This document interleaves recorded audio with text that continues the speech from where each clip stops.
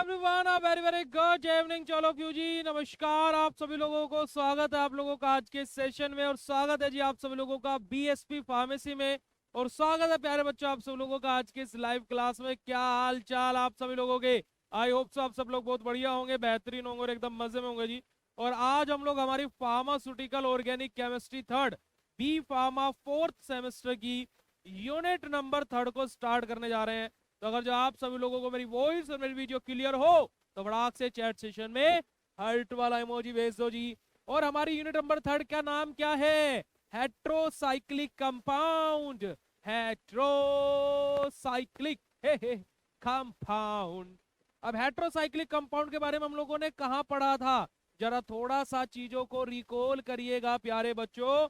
तो हम लोगों ने हेट्रोसाइक्लिक कंपाउंड के बारे में पढ़ा था B pharma second semester organic chemistry unit number first classification of organic compound, जहां पर हमारा साइक्लिक कंपाउंड का एक टाइप था हमारा क्या बेटा जी? होमोसाइक्लिक। और दूसरा टाइप क्या था? Heterocyclic compound. और वहां पर सेकंड सेमेस्टर में ही आपके पुनीत भैया ने आपको बोला था कि unit number third and unit number fourth of pharmaceutical organic chemistry third B pharma fourth semester की इसी टॉपिक हेट्रोसाइक्लिक कंपाउंड के ऊपर होने वाली है, और जो कि एक साल बाद आपके सामने आ चुकी है। तो are you ready for today session? Yes और no? Write down in chat session फटाक से बेटा जी। फिर उसके बाद में आज के सेशन को हम लोग स्टार्ट करते हैं। अब देखिएगा प्यारे बच्चों, अगर जो मैं यहाँ पर हेट्रोसाइक्लिक कंपाउंड के बारे में बात करता हूं तो हेट्रोसाइक्लिक कंपाउंड हमारे क्या होते हैं, कैसे होते हैं, है ना, कब होते हैं?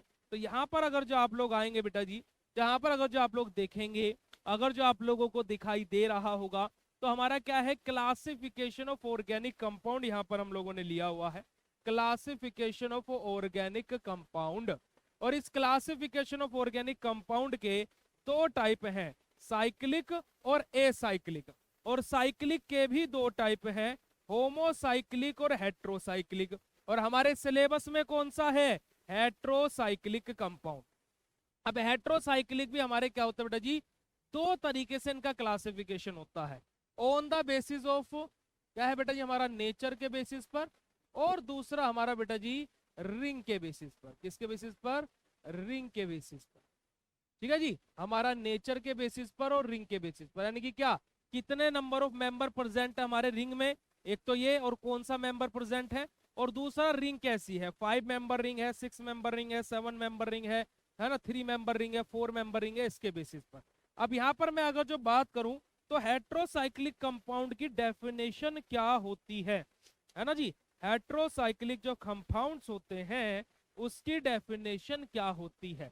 यानी कि हमारा कोई भी ऐसा साइक्लिक कंपाउंड जिसके पास में एटलीस्ट यानी कि कम से कम एक हेट्रो एटम प्रेजेंट हो, तो ऐसे ही साइक्लिक कंपाउंड को हम लोग क्या बोलते हैं बेटा जी? हेट्रोसाइक्लिक कंपाउंड बोलते हैं। यानी कि हर एक वो साइक्लिक कंपाउंड जिसके पास में एक मात्र एक हेट्रो एटम, बस कम से कम एक, भाई 2 भी हो सकते, 3 भी हो सकते, वो अलग मैटर है, बट कम से कम एक तो होना ही होना चाहिए। तो ऐसे कंपाउंड को हम लोग क्या बोलते हैं? हेट्रोसाइक्लिक कंपाउंड बोलते हैं। तो देखिएगा, these are those compound which contain at least one hetero atom in their cyclic structure. कम से कम एक हेट्रो एटम अपनी साइक्लिक स्ट्रक्चर में कंटेन करे। This type of compound are known as heterocyclic compound. तो इसी प्रकार के जो कंपाउंड्स होते हैं वो क्या कहलाते हैं बेटा जी? हेट्रोसाइक्लिक कंपाउंड कहलाते हैं। मोस्ट कॉमन हेट्रोसाइक्लिक कंपाउंड और सबसे कॉमन हेट्रोसाइक्लिक कंपाउंड क्या होते हैं? सल्फर, ऑक्सीजन, नाइट्रोजन, जिसको हम शॉर्ट ट्रिक के तौर पर कैसे याद रखते हैं बेटा जी? SON, है ना, सन। ठीक है जी, सन, सल्फर, ऑक्सीजन, नाइट्रोजन। बाकी भी होते हैं, हमारा फॉस्फेट आ जाता है, बिस्मत आ जाता है ना, हमारा अलग अलग टर्म्स आ जाते हैं, बट हमारे जो मेन 3 हेट्रो एटम्स होते हैं वो कौन से हैं? Sulphur, oxygen and nitrogen. इतनी बात जिस जिस बच्चे को क्लियर होगी फटाक से चैट सेशन में कंफर्म कर दीजिएगा। अब देखिएगा, क्लासिफिकेशन ऑफ हेट्रोसाइक्लिक कंपाउंड के बारे में बात की जाए तो on the basis of nature of ring, कि रिंग का नेचर कैसा है, और दूसरा on the basis of member in the ring. और यही दोनों तरीके का क्लासिफिकेशन हमने आपको बताया था प्यारे बच्चों। जी हाँ। अब यहाँ पर हमारा आ जाता है कि नेचर रिंग का कैसा है। नेचर मतलब क्या, कि रिंग हमारी सैचुरेटेड है या फिर अनसैचुरेटेड है। यानी कि रिंग में खाली सिंगल सिंगल बॉन्ड प्रेजेंट है या फिर डबल बॉन्ड प्रेजेंट है, या फिर डबल बॉन्ड प्रेजेंट है, तो ये हमारा होता है प्यारे बच्चों राइट। उसके बाद में दूसरा हमारा रहता है on the basis of member in the ring, ring के अंदर कितने मेंबर प्रेजेंट है, कि हमारी 3 मेंबर रिंग है ना। 3 मेंबर रिंग में क्या होता है, 2 कार्बन और 1 हेट्रोएटम। 4 मेंबर रिंग है, क्या होता है, 3 कार्बन और 1 हेट्रोएटम। 5 मेंबर रिंग है, क्या होता है बेटा जी, 4 कार्बन और 1 हेट्रोएटम। 6 मेंबर रिंग है तो 5 कार्बन और 1 हेट्रोएटम। तो ये हमारा क्या होता है प्यारे बच्चों, सिंपल सा हमारा हेट्रोसाइक्लिक का क्लासिफिकेशन होता है on the basis of member in the ring. Clear है बात। अब हम लोग बात करेंगे कि हेट्रोसाइक्लिक कंपाउंड का नोमेनक्लेचर कैसे किया जाता है। नोमेनक्लेचर मतलब नामकरण कैसे किया जाता है ना जी। तो हमारा नामकरण की बात आई तो सबसे पहले एक तो हमें पता होना चाहिए क्या बेटा जी, हमारा हर किसी कंपाउंड का क्या होता है, खुद का एक कॉमन नेम होता है। तो हमारा एक नोमेनक्लेचर नेम क्या हो गया, कॉमन नेमिंग सिस्टम। एक होता हमारा बेटा जी, हम लोगों ने पढ़ा था सेकंड सेमेस्टर की पहली यूनिट में ही, IUPAC, international union of pure and applied chemistry, यानी कि IUPAC नेमिंग सिस्टम आ जाएगा। और तीसरा यहां पर आ जाता है बेटा जी हमारा क्या, रिप्लेसमेंट, है ना, रिप्लेसमेंट नेमिंग सिस्टम हमारा। तो देखिएगा बेटा जी, सबसे पहला हमारा क्या है, IUPAC सिस्टम है, दूसरा हमारा क्या है, कॉमन नेमिंग सिस्टम है, और तीसरा हमारा क्या है, रिप्लेसमेंट सिस्टम है। ठीक है जी। अब यहाँ पर आप लोगों को जिस जिस बच्चे ने सेकंड सेमेस्टर अच्छे से पढ़ के पास किया है उसको ये वाला कॉन्सेप्ट बड़े ही इजीली समझ में आ जाएगा। अब प्यारे बच्चे यहाँ पर एक और बात, एक और बड़ी ही जरूरी बात, देखिए हमेशा बोला जाता है कि 4th सेमेस्टर से असली फार्मेसी शुरू होती है, जो कि बिल्कुल गलत नहीं है, बिल्कुल गलत नहीं है। फिर बच्चों के मन में क्वेश्चन आ जाता है, क्योंकि हमारे जैसे इंसान जो पूरा फार्मेसी पढ़ चुके हैं हमें पता कि 4th सेमेस्टर से असलियत में फार्मेसी शुरू होती है। पर लेकिन उसके पहले बच्चे फिर तुरंत यहीं पर अगर जो बात रुक जाती है तो बच्चे बोलते हैं कि भैया शुरू के जो 3 सेमेस्टर मतलब वहां पर क्या है, भैंस गई पानी में, है ना, क्या है, एक मछली गई पानी में छपाक। ठीक है जी। अब ये बात जो बच्चे बोलते हैं तो बेटा जी इस चीज को आप लोगों को अभी एक चीज क्लियर कर देता हूं जो मैं हमेशा बोलता हूं, कि अब चौथे सेमेस्टर से फार्मेसी नामक बिल्डिंग आपकी शुरू होगी, पर पहले दूसरे और तीसरे सेमेस्टर ने ना आपकी उस बिल्डिंग की नींव रखी है। अभी आपने पहली और दूसरी यूनिट पढ़ी, अभी आपने बेटा जी क्या पढ़ा, फर्स्ट एंड सेकंड यूनिट पढ़ा, फर्स्ट एंड सेकंड यूनिट पढ़ा। ठीक है, ये कहां से पढ़ने को मिला आपको, आपने फर्स्ट और सेकंड यूनिट में पढ़ा किसको बेटा जी, आइसोमेरिज्म को। और आपके आइसोमेरिज्म की जो नींव थी बेटा जी वो कहां रखी गई थी, सेकंड सेमेस्टर में, सेकंड सेमेस्टर में रखी गई थी ना। अब ऐसे ही आप लोग तीसरी और चौथी यूनिट में, तीसरी और चौथी यूनिट में आप लोग पढ़ेंगे किसके बारे में बेटा जी, हेट्रोसाइक्लिक कंपाउंड के बारे में, हेट्रोसाइक्लिक कंपाउंड के बारे में। अब ये हेट्रोसाइक्लिक कंपाउंड नामक नींव कहां रखी गई थी, सेकंड सेमेस्टर। तो इस वजह से मैं बोलता हूं कि पहला दूसरा और तीसरा सेमेस्टर बेटा जी आपकी नींव रख देता है, और जिस बच्चे की ये नींव स्ट्रोंग है उसकी ये बिल्डिंग कभी नहीं लड़खड़ाती, वरना उसके दिमाग में मेडिसिनल केमिस्ट्री सर दर्द करेगी, उसके दिमाग में फार्माकोलॉजी सर दर्द करेगी, उसके दिमाग में फिजिकल फार्मास्यूटिक्स सर दर्द करेगी, और उसके दिमाग में ऑर्गेनिक केमिस्ट्री भी सर दर्द करेगी। फार्माकोग्नोसी तो नया सब्जेक्ट है भाई, वो तो सर में दर्द करेगा, वो हमारे भी कर देता है।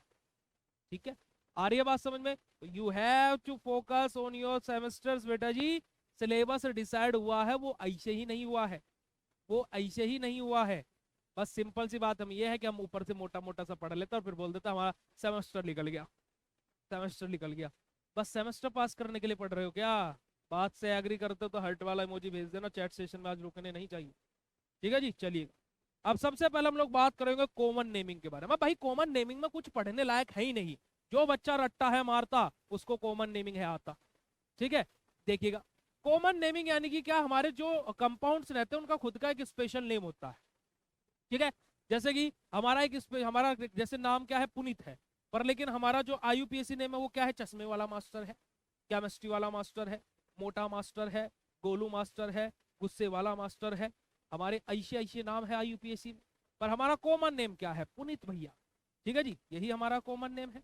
तो यानी कि कॉमन नेम यानी कि हर किसी कंपाउंड का खुद का एक कॉमन नेम होता है, बिल्कुल, है ना। जैसे फॉर एग्जांपल आपके कॉलेज में स्टूडेंट्स हैं, आपके HOD आपसे 1 लाख रुपए तो ले लेते हैं साल के, है ना, 50,000 60,000 रुपए तो ले लेते हैं, शायद उनको आपका नाम भी ना याद हो, तो क्या बोलते हैं आप? सेकंड ईयर वाले हो ना, 4th सेमेस्टर वाले? हाँ जी, नाम नहीं पता है पर आपका सेमेस्टर पता है, तो क्या हो गया? ये कॉमन नेम हो गया। ये कॉमन नेम हो गया कि इस क्लास का नाम क्या हो गया भैया? 4th सेमेस्टर वालों इधर आ लो। ठीक है जी। तो देखिएगा, common naming it is also known as tribal naming system.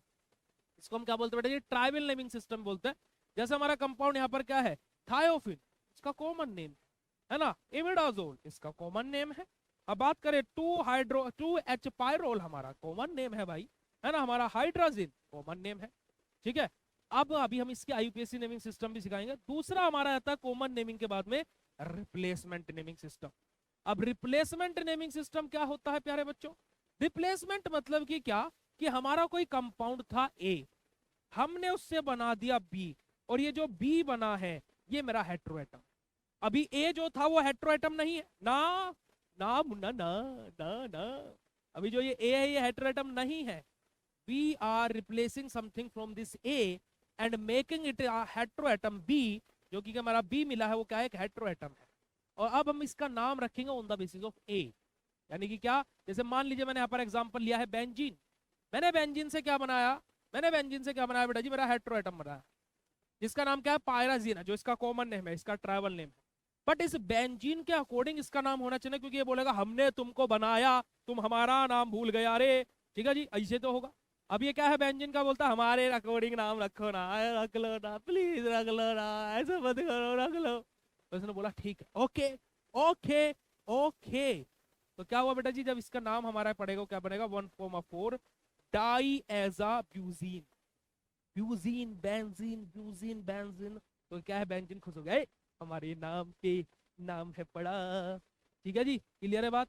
तो ये हमारा क्या होता है बेटा जी? रिप्लेसमेंट नेमिंग सिस्टम होता है। अब रिप्लेसमेंट नेमिंग सिस्टम के पश्चात हमारा नेक्स्ट जो आता है वो कौन सा आता है बेटा जी? हमारा IUPAC नेमिंग सिस्टम, जो सबसे ज्यादा इंपोर्टेंट है और जहां से आपसे 2 बार क्वेश्चन पूछ भी लिया गया भाई। Right a short note on IUPAC naming system of heterocyclic compound. Basically question पूछा है बेटा, क्वेश्चन पूछा है, याद रखना दिमाग में। Right a short note on IUPAC naming system of heterocyclic compound. ठीक है। अभी तक की क्लास में जिस जिस बच्चों को है समझ में आया, फटाक से चैट सेशन में हर्ट वाला इमोजी वाइस दो भाया, जल्दी जल्दी जल्दी जल्दी जल्दी जल्दी जल्दी भेजो, जल्दी भेजो, जल्दी भेजो, जल्दी भेजो, जल्दी से चैट सेशन में हर्ट वाला इमोजी भेज देंगे बेटा जी, जल्दी बेटा। Be active in the class. चलिए अब देखिएगा कि हम लोग बेटा जी जो इतना पोर्शन है, अगर जो हम लोग नॉर्मली हमारा पढ़ते तो हम एक लेक्चर में इतना पढ़ते, ठीक है। अब हम लोग क्या पढ़ेंगे? अब हमारा पार्ट 2 स्टार्ट कर रहे हैं। पार्ट 2 हमारा क्या है? जहां पर हम लोग बात करेंगे बेटा जी किसके बारे में? हमारा IUPAC naming system of heterocyclic compound. ठीक है, ठीक है जी। चलिए तब देखिएगा, अगर जो मैं बात करूं IUPAC naming system of heterocyclic compound, तब ये सिस्टम कहां से आया, कैसे क्या हुआ, कब इस सिस्टम का इजाद हुआ, है ना।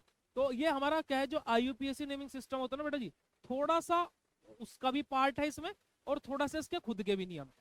यानी कि कुछ इधर से ले लिया, कुछ इधर से ले लिया। सेमी सिंथेटिक है, सिंथेटिक नहीं है, सेमी सिंथेटिक है कि इधर से भी और इधर से भी। समझ में आई बात? सेमी सिंथेटिक है बोले तो देखिएगा कि हमारा कि it is the most widely use system and also called as, हमारा क्या बेटा जी? हमारा एंटिच विडमैन नोमेनक्लेचर भी हम इसको बोलते हैं। हमारा क्या सबसे ज्यादा वाइडली यूज होने वाला हमारा ही सिस्टम है, नोमेनक्लेचर सिस्टम, जो हमारा किसका? हेट्रोसाइक्लिक कंपाउंड का है, तीनों के तीनों systems. This method was proposed by Arthur Heinrich and Oscar Wiedemann in 1887 and 1888। हमारे देखिए 2 साइंटिस्ट थे, हमारे क्या है? ऑर्थर सर और जो हमारे क्या है? ऑस्कर सर थे। ठीक है जी। अब इन दोनों ने अपना नाम मिलाया क्या? हैंडिश और विडमैन। तो क्या नाम बोला जाता है इसका बेटा जी? हैंडिश विडमैन नोमेनक्लेचर भी बोला जाता है, जो हमारा क्या है? IUPAC naming system for heterocyclic compound होता है। कब हुआ ये? 1887 और 1888 में। ठीक है जी। अब हम लोगों को यहाँ पर अलग अलग हेट्रोएटम को किस किस नाम से संबोधित किया जाता है, अलग अलग हेट्रो एटम को किस किस नाम से सम्मानित किया जाता है, अब हम लोग वो देखेंगे बेटा। यहाँ पर सबसे पहले हम लोग बात करेंगे, ठीक है जी, सबसे पहले बात करेंगे IUPAC rule for heterocyclic compound के बारे में। अब मैं यहाँ पर देखिए, जैसे मैंने आपको क्या बोला था, SO,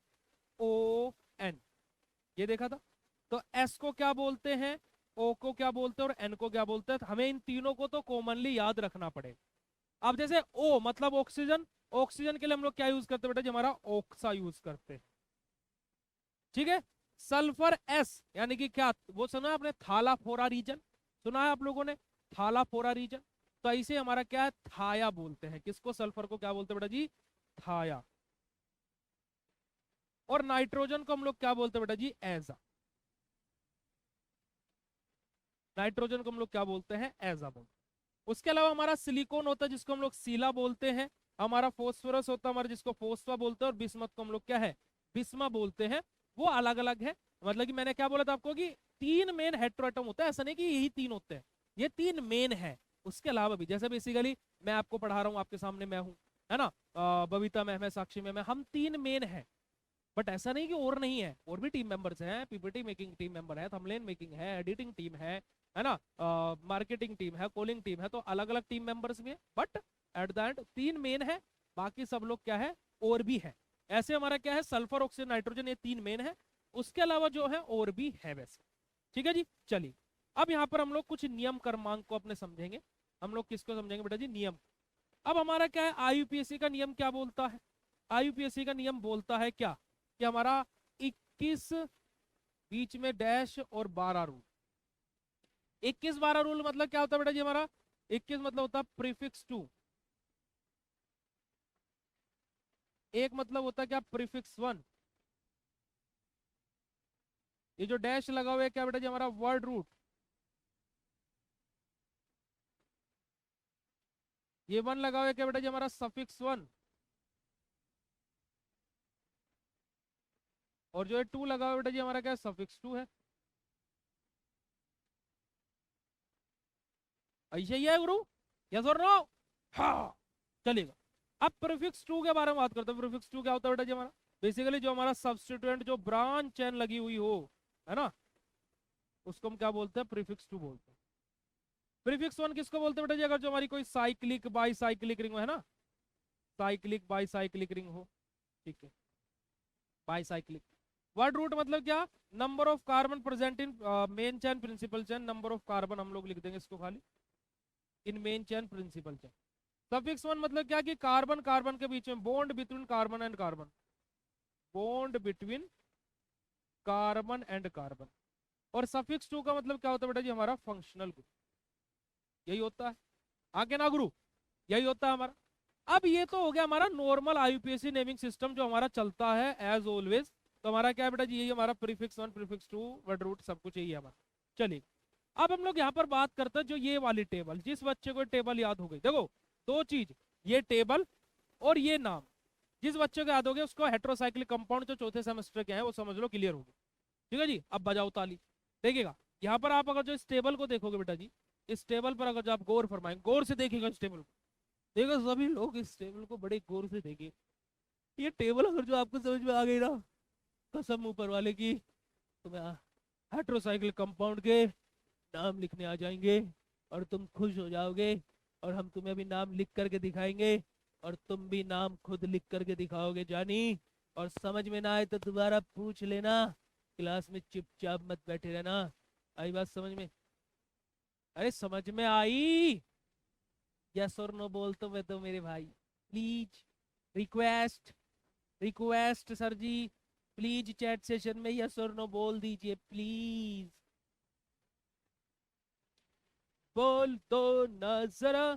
चलिएगा बेटा जी, अब इधर आइए, देखिए यहाँ पर हमारे इस लाइन में क्या लिखा हुआ है, number of carbon atom present in the ring, या फिर number of member present in the ring. जैसे 3 मेंबर रिंग है, 4 मेंबर रिंग है, 5 मेंबर रिंग है, 6 मेंबर रिंग है और 7 मेंबर रिंग। हमारे सिलेबस में 6 मेंबर लास्ट है, ठीक है। अब दो तरीके की कंडीशन होती है बेटा जी, क्या कौन सी कंडीशन, एक हेट्रो एटम होता है नाइट्रोजन के साथ में, और एक हेट्रो एटम होता है विदाउट नाइट्रोजन, विदाउट नाइट्रोजन, ठीक है। एक हेट्रोएटम होता है सैचुरेटेड और एक हेट्रोएटम होता है अनसैचुरेटेड। मतलब क्या? ये देखो, नाइट्रोजन के साथ में है तो सैचुरेटेड नाइट्रोजन भी हो सकता है और अनसैचुरेटेड नाइट्रोजन भी, और विदाउट नाइट्रोजन है तो सैचुरेटेड विदाउट नाइट्रोजन भी हो सकता है और अनसैचुरेटेड भी हो सकता है। यानी कि टोटल हमने इसको क्या बांट दिया बेटा जी? 4 क्लास में बांट दिया। क्या बांट दिया? 4 क्लास। ठीक है। अगर जो मेरा 3 मेंबर रिंग है और वहां पर नाइट्रोजन प्रेजेंट है और अगर जो वो सैचुरेटेड है, तो उसके लिए मैं क्या यूज करूंगा बेटा जी? मेरा इरिडीन यूज करूंगा। क्या यूज करूंगा? इरिडीन। अगर जो मेरा 4 मेंबर रिंग है और नाइट्रोजन भी प्रेजेंट है और सैचुरेटेड है, तो उसके लिए मैं क्या यूज करूंगा बेटा जी? हमारा हमारा क्या है? इटिडीन में यूज करूंगा। अगर जो मेरा 5 मेंबर रिंग है और सैचुरेटेड भी है और नाइट्रोजन भी प्रेजेंट है, तो उसके लिए मैं क्या यूज करूंगा बेटा जी? हमारा ओलिडीन यूज करूंगा। ठीक है। ऐसी दूसरी क्लास आ जाती है। अगर जो मेरी 3 मेंबर रिंग है, सैचुरेटेड है पर नाइट्रोजन नहीं है, तो उसके लिए मैं क्या यूज करूंगा बेटा जी? मेरा इरेन यूज करूंगा। ठीक है जी। अगर जो मेरी 4 मेंबर रिंग है और सैचुरेटेड है पर नाइट्रोजन नहीं है, तो मैं इसको क्या यूज करूंगा बेटा जी? मेरा ईटेन यूज करूंगा। अगर जो मेरी 5 मेंबर रिंग है, सॉरी, और वहां पर क्या है? सैचुरेटेड भी रिंग है प्लस नाइट्रोजन नहीं है, तो उसके लिए मैं क्या यूज करूंगा बेटा जी? मेरा ओलेन यूज करूंगा। है ना? वहीं पर मेरी 6 मेंबर रिंग है और नाइट्रोजन नहीं है और सैचुरेटेड है, तो उसके लिए मैं क्या यूज करूंगा बेटा जी? मेरा ANE यूज करूंगा। ठीक है जी। ओके, चलिएगा आगे बात करते हैं विदाउट नाइट्रोजन कि अगर जो मेरी 3 मेंबर रिंग है, नाइट्रोजन नहीं है और पर सैचुरेटेड है। ठीक है जी। हमारा क्या है? अनसैचुरेटेड के बारे में, सैचुरेटेड तो हो गया हमारा, सॉरी सॉरी, अनसैचुरेटेड के बारे में बात करेंगे। अनसैचुरेटेड मतलब क्या? कि हमारे यहाँ पर क्या रहेंगे बेटा जी? डबल या ट्रिपल बॉन्ड प्रेजेंट रहेंगे। हमारी ऐसे रिंग जहां पर हमारे क्या है? डबल और ट्रिपल बॉन्ड प्रेजेंट है। ठीक है। अब हमारी अनसैचुरेटेड रिंग है पर नाइट्रोजन के साथ में। अगर जो 3 मेंबर रिंग है बेटा जी और नाइट्रोजन साथ में है पर रिंग अनसैचुरेटेड है, तो उसके लिए मैं क्या यूज करूंगा बेटा जी? मेरा इराइन यूज करूंगा। अगर जो मेरी 4 मेंबर रिंग है, नाइट्रोजन है पर लेकिन अनसैचुरेटेड रिंग है, तो उसके लिए मैं क्या यूज करूंगा? ET8 यूज करूंगा। है ना? उसके बाद में 5 मेंबर रिंग है, नाइट्रोजन है पर अनसैचुरेटेड है, तो उसके लिए मैं क्या यूज करूंगा बेटा जी? ओली यूज करूंगा। ठीक है। ऐसे मेरा आ जाता है। अगर जो मेरी 3 मेंबर रिंग है, नाइट्रोजन भी नहीं है और रिंग अनसैचुरेटेड है, तो उसके लिए मैं क्या यूज करूंगा बेटा जी? हमारी इरीन यूज करूंगा। ठीक है जी। मेरी 5 मेंबर रिंग है प्लस वहां पर क्या है बेटा जी? नाइट्रोजन भी नहीं है और अनसैचुरेटेड है, तो उसके लिए मैं क्या यूज करूंगा? ओली यूज करूंगा। मेरी 4 मेंबर रिंग है, नाइट्रोजन भी नहीं है और बेटा ये अनसैचुरेटेड रिंग है, तो उसके लिए मैं क्या यूज करूंगा? ईट यूज करूंगा। तो ये बात समझ में आई? क्योंकि ये टेबल आपको याद रखनी पड़ेगी, इसका कोई शॉर्ट ट्रिक नहीं। ये टेबल आप लोगों को प्यारे बच्चों याद रखनी पड़ेगी। चलिएगा। अब बस आप रेडी हो चुके हो बेटा जी? अब आप लोग रेडी हो चुके हो नाम लिखने के लिए? ठीक है। यहाँ पर ये कुछ हमारे नियम है, पर इस नियम से पहले हम यहाँ पर आपको नाम लिखना सिखा देते हैं। हम आपको, चलो नहीं नहीं, पहले नियम बता देता ताकि कि आपके सर के ऊपर से सब चला जाए। है ना? आप कहो, सर की जो सर से वो धीरे धीरे, पागल हुआ मैं धीरे धीरे। है ना? चलिए देखिएगा। Firstly choose hetero atom prefix, then according to table choose the prefix. क्या बात बोली गई? सबसे पहला काम क्या करना है कि कौन सा हेट्रो एटम रिंग में प्रेजेंट है उसको देखना है जी। फिर दूसरा कार्य क्या करना है हम लोगों को? उसके अकॉर्डिंग उसका नाम लिखना है। The terminal A of prefix is removed when O and combine on prefix and suffix। हमारा हम लोगों को क्या बेटा जी? जो A है, टर्मिनल A है, जैसे आप यहाँ पर आएंगे तो जैसे A E E E E ये लास्ट में लग रहे हैं ना, और जो यहाँ पर ये A लगे हुए हैं लास्ट में, ये A, तो इन A को हमें रिमूव करना पड़ेगा, क्योंकि कि बेटा जी क्या है हमारा? वही मैंने आपको सिखाया था ना, जो सेकंड सेमेस्टर से मेरे साथ में ज्वाइन है IUPAC में, सिखाया था ना क्या हमारा? अरे वो वोवल्स वाला, AEIOUY वाला, याद होगा। ठीक है जी। चलेगा। तीसरा नियम हमारा, in these are more than one heteroatom are in. अगर जो एक से ज्यादा हेट्रोएटम है, जैसे एक से ज्यादा फंक्शनल ग्रुप हो गए थे, तो अगर जो एक से ज्यादा हेट्रोएटम है तो इन दैट केस हम लोग क्या करेंगे? Then prefix are place in order of priority. As oxygen, sulphur, silico, हमारा नाइट्रोजन, फॉस्फोरस, है ना, हमारा बिस्मथ, इस तरीके से हमारा प्रायोरिटी ऑर्डर रहेगा। यानी कि सबसे पहले हम लोग ऑक्सीजन को प्रायोरिटी देते हैं, फिर सल्फर को, और फिर हमारा नाइट्रोजन को बेटा। ठीक है। तो हमारा प्रायोरिटी ऑर्डर ये याद रखिएगा। चलेगा। अब नामकरण पर आ जाते हैं। देखिए बेटा जी, मैं यहाँ पर क्या है, इस स्ट्रक्चर को इधर बना लेता हूँ अलग से, और फिर आप लोगों को दिखाऊंगा। ओहो, ओहो ओहो, यही था ना स्ट्रक्चर, देखिएगा जरा, यही है सेम स्ट्रक्चर, ठीक है। अब यहाँ पर मैं आपको इसका नामकरण सिखाता हूँ कि कैसे लिखते हैं। सबसे पहले हमने क्या देखा कि हमारी रिंग क्या है, सैचुरेटेड है अनसैचुरेटेड है। तो मैंने यहाँ लिख लिया बेटा जी, मेरी रिंग क्या है, अनसैचुरेटेड। ठीक है बेटा जी, पहला काम मैंने कर लिया। दूसरा काम, मेरी रिंग पे क्या है, हेटेरोएटम कौन सा है, सल्फर है, यानी कि विदाउट नाइट्रोजन। दूसरा काम मेरा ये हो गया बेटा जी, ठीक है। तीसरा काम मैंने क्या किया बेटा जी, कि मेरी रिंग में कितने मेंबर है, 5 मेंबर रिंग है, तो 5 मेंबर रिंग। अब मेरे पास में मेरा डाटा तैयार हो गया कि मेरे को पता है कि सल्फर एज एन हेटेरोएटम है, उसके बाद में 5 मेंबर रिंग है, और विदाउट नाइट्रोजन है, और अनसैचुरेटेड है। चलिए, अब मैं आपको देखो कुछ चीजें याद रखने के लिए बोलूंगा। अब मैं आऊंगा अपनी टेबल के पास में, टेबल टेबल जी हमें जादू दिखाओ। हम लोगों ने क्या देखा सबसे पहले, तो कि 5 मेंबर रिंग है हमारी, हमने मार्क कर दिया जी मार्क। फिर मेरे पास में क्या है, अनसैचुरेटेड मेरी रिंग है, क्योंकि डबल बॉन्ड है, तो मैं आया अनसैचुरेटेड के पास में। अनसैचुरेटेड ने पूछा बेटा जी नाइट्रोजन है या नहीं है, नहीं सर जी विदाउट नाइट्रोजन है। विदाउट नाइट्रोजन में हम 5वें नंबर पर गए, तो क्या बेटा जी मुझे क्या मिला, ओली मिला। क्या मिला, ओ एल ई, याद रखना ओ एल ई मिला, ठीक है, ओके। एक शब्द मुझे मिल गया। अब हेटेरोएटम सल्फर है, तो सल्फर के लिए क्या यूज होता है बेटा जी, सल्फर के लिए क्या यूज होता है, थाया यूज होता है। तो मुझे 2 शब्द मिल गए बेटा जी, मुझे 2 शब्द मिल गए मेरी इस रिसर्च के अनुसार। मुझे क्या है, 2 शब्द मिल गए, क्या, THIA और OLE। ठीक है। अब अभी मैंने क्या बोला था आपको, नियम क्या बोलता था कि ए को रिमूव कर देना। तो अगर जब मैं इन दोनों को जोड़ूंगा, इन दोनों का संधि विच्छेद को जब मैं जोड़ूंगा, तो मेरा नाम यहां से क्या बनेगा, THIOLE।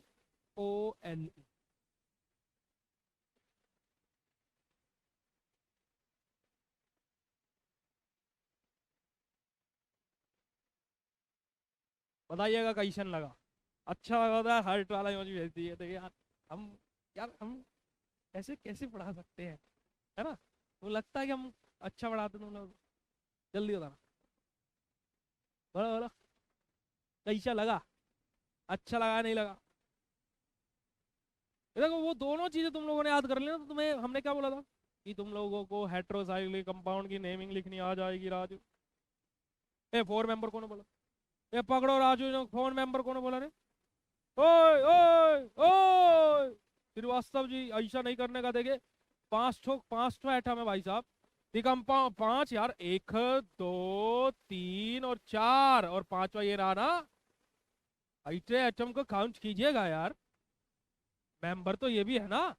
अब ऐसा थोड़े ना कि अंगूठा छोटा है तो आप उनको गिनेंगे नहीं कि 1 2 3 4 5 है भाई साहब, कि नहीं जी 4 ही है हम तो, है ना।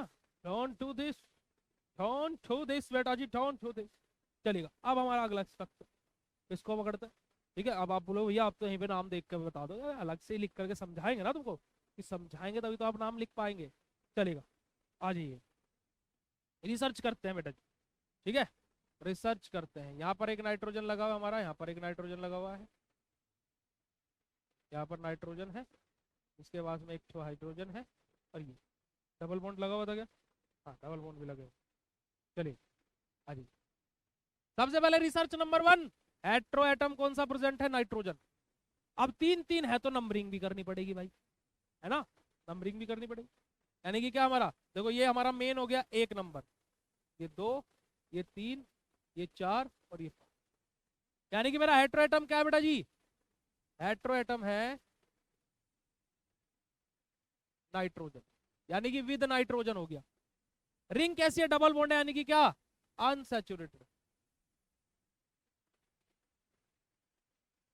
अनसैचुरेटेड।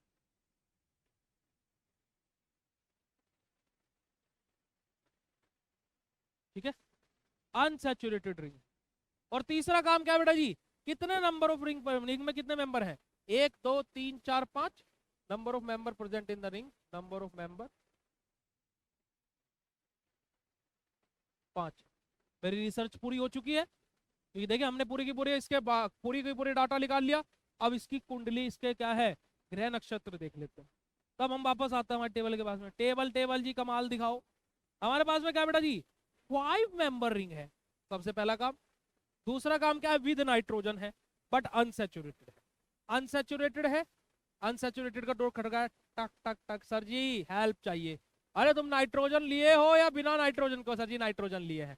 कितने नंबर मेंबर, कितने लोग हो? सर जी 5 है। तो ये लो तुम्हारा आंसर OLE आएगा। तो पहला आंसर क्या मिल गया, ओल। ठीक है, बात पीछे आ जाती है। सर जी नाइट्रोजन को क्या बोलते हैं, एजा बोलते हैं। तो मुझे 2 वर्ड मिले बेटा जी यहाँ से, 2 वर्ड मिले। कौन कौन से मिले? एक वर्ड मिला बेटा जी क्या, एजा। और एक वर्ड मिला बेटा जी क्या, OLE। यही 2 शब्द मिले। ठीक। अब भाई 3 नंबर, 1 2 और 3, 3 नाइट्रोजन है। तो मैं क्या लिखूंगा, 1,2 सॉरी 1,3,4। 3 को क्या बोलते हैं, ट्राई। और नाइट्रोजन लगा तो क्या लिखेंगे बेटा जी, एजा। ठीक है। अब क्या बोला था, क्या बोला था, ओ क्या है, ओ आ रहा है तो क्या एक उड़ाना पड़ेगा, यानी कि इस ए को हम लोगों को उड़ाना पड़ेगा। क्या आ जाएगा, OL। 1,3,4 ट्राई एजोल इसका नाम होगा। अब जरा देखिएगा, यही नाम लिखा हुआ है क्या गुरु, हो जाना शुरू। 1,3,4 ट्राई एजोल। टन टिकी टिकी टिकी टन टिकी टिकी टिकी टन टिकी टिकी टिकी टिकी टिकी। जल्दी बताओ, बात क्लियर तो बेटा जी, बोल दो बल जल्दी से फटाक से। अब देखो इतने सिंपल तरीके से कौन तुम्हें आई हाइड्रोसाइकिल कंपाउंड की नेमिंग नहीं सिखा सकता। बताओ।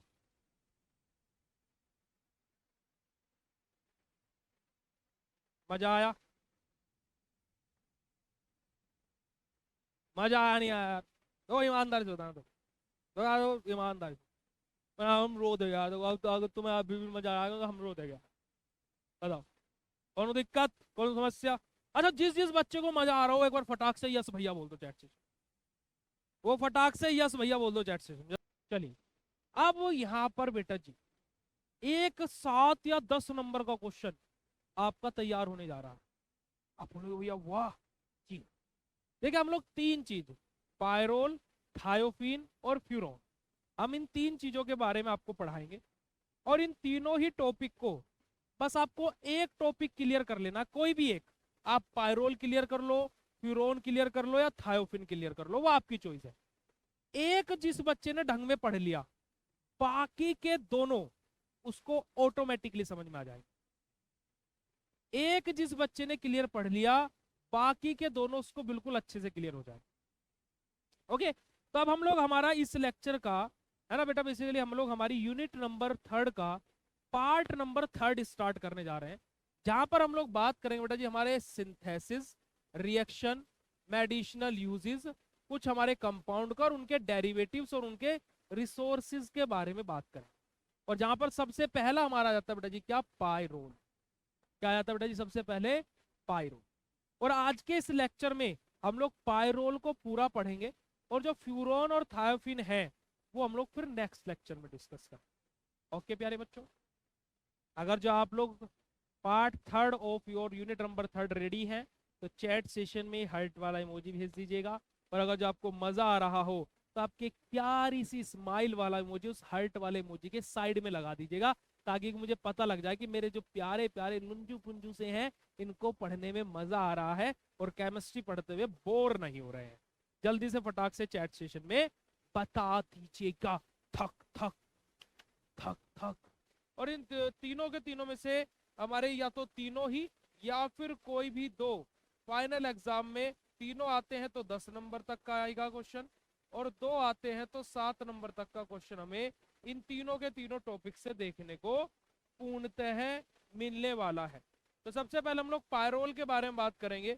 और मैं बात करूं प्यारे बच्चों, पायरोल की बात कर लो आप, या फ्यूरोन की बात कर लो, या फिर थायोफिन की, हर जगह हम लोग हमारी इन 6 चीजों को जरूर से जरूर पढ़ेंगे। जैसे कि इंट्रोडक्शन पार्ट को देखेंगे, स्ट्रक्चर को देखेंगे, है ना। जैसे हमारा इंट्रोडक्शन क्या है, पायरोल का इंट्रोडक्शन क्या है कि 5 मेंबर अनसैचुरेटेड हमारा हेट्रोसाइक्लिक कंपाउंड रहता है ना। और जहां पर हमारे डबल बॉन्ड्स प्रेजेंट होते हैं। तो इस तरीके से जो इंट्रोडक्शन है हमारा पायरोल का, फ्यूरोन का, थायोफिन का, इनका हम लोग इंट्रोडक्शन देखेंगे।